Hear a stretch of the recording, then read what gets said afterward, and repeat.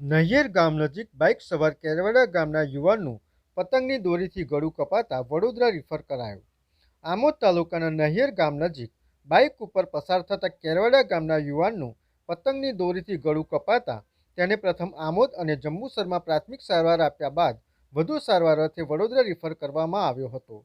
આમોદ તાલુકાના કેરવાડા ગામનો સલાઉદ્દીન રાણા નામનો યુવાન બાઇક લઈને આમોદ તાલુકાના નહિયર ગામ નજીકથી પસાર થઈ રહ્યો હતો ત્યારે પતંગની દોરીથી તેના ગળાના ભાગે ઈજા થતાં લોહી લુહાણ થઈ ગયો હતો.